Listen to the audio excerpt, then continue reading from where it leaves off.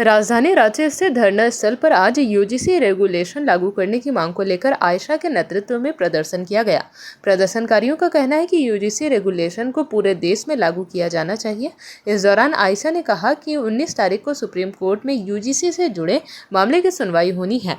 ऐसे में उनकी मांग है कि सुप्रीम कोर्ट इस पर देश भर में एक समान नियम लागू करने का निर्देश दे।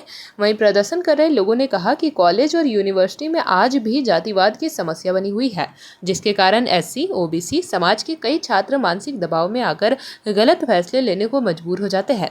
प्रदर्शनकारियों ने चेतावनी देते हुए कहा कि अगर उनकी मांगें नहीं मानी गई तो आने वाले समय में पूरे देश में बड़ा आंदोलन किया जाएगा। मेरा नाम नीतीश है, मैं जेएनयू छात्र संघ का पूर्व अध्यक्ष हूँ।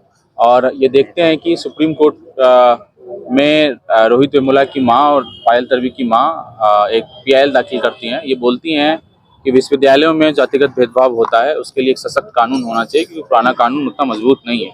सुप्रीम कोर्ट यूजीसी को बोलती है कि आप बेहतर कानून बनाइए। यूजीसी एक कानून लेकर के आती है जिसको हम लोग यूजीसी रेगुलेशन 2026 के नाम से जानते हैं। और उसके बाद देश भर में सामंतवादी मानसिकता के लोग, मनोवादी मानसिकता के लोग सड़कों पर प्रदर्शन करते हैं। छिटफुट प्रदर्शन होता है, कोई बहुत बड़ा प्रदर्शन नहीं है। और उसके बाद सुप्रीम कोर्ट उस दबाव में आकर के ये बोलती है कि उस कानून से जाति खत्म नहीं होगा, जाति बढ़ेगा, इसलिए हम कानून पर रोक लगाते हैं।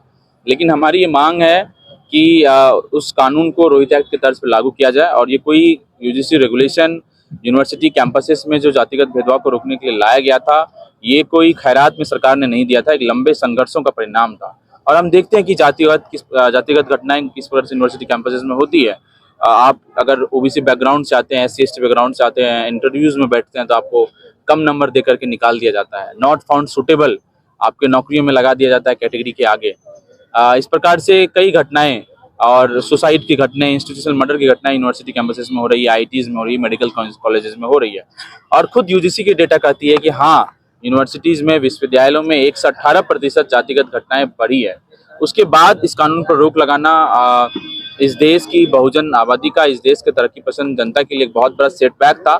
लेकिन उस सेटबैक से हम लोग डरे नहीं। और उसके बाद लगातार हम देख रहे हैं देश भर में all India forum for equity के बैनर के तले समता संघर्ष समिति और अलग अलग तरक्की पसंद लोग सड़कों पर प्रदर्शन कर रहे हैं। और 19 तारीख की सुनवाई के पहले इस प्रदर्शन का एक और जो है तरीका देश भर के सड़कों पर हमें देखने को मिल रहा है। उसी तरीके से रांची में भी आज ये प्रदर्शन हुआ, इसी मांग के साथ कि सुप्रीम कोर्ट इस बात को माने कि हाँ, यूनिवर्सिटी कैंपसेस में जातिगत भेदभाव होता है और उस कारण से यूजीसी रेगुलेशन को लागू करना चाहिए। मेरा नाम मणिकांत है, मैं जेएनयू का छात्र हूँ। और अभी कुछ दिन पहले जेएनयू वाइस चांसलर ने एक बयान दिया था कि जो इस देश में दलित हैं, वो पीड़ित मानसिकता के हैं, वो हमेशा विक्टिम कार्ड खेलते हैं। उसको लेकर के हम लोगों ने, जो मिनिस्ट्री ऑफ एजुकेशन ने वाइस चांसलर बनाया था यूनिवर्सिटी को, हम लोगों ने घेराव का कॉल दिया था।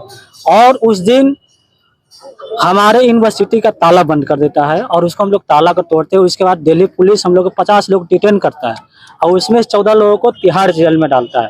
तो हम लोग जो 14 लोग हैं, आज सारे 14 लोग देश के सारे शहरों में हम लोग उतरे हैं। तो उसी में से एक मैं एक छात्र हूँ, मणिकांत नाम है। और अभी ये जो यूजीसी इक्विटी एक्ट आया है, जो एक मनुवादी सोच के जो लोग हैं, जो बोल रहे हैं कि इससे रिवर्स कास्टिज्म बढ़ेगा।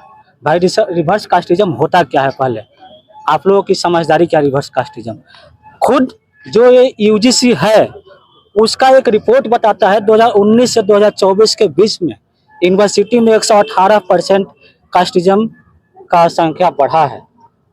तो खुद यूजीसी को ये सुप्रीम कोर्ट, ये जो सेम बेंच है, उसने आदेश दिया था कि आप जो यूनिवर्सिटी में डिफरेंट तरीके का जब भेदभाव होता है, जाति के आधार पर, लिंग के आधार पर, धर्म के आधार पर हो, वो भेदभाव कम करने के लिए कोई इंस्टीट्यूशनल मैकेनिज्म होना चाहिए।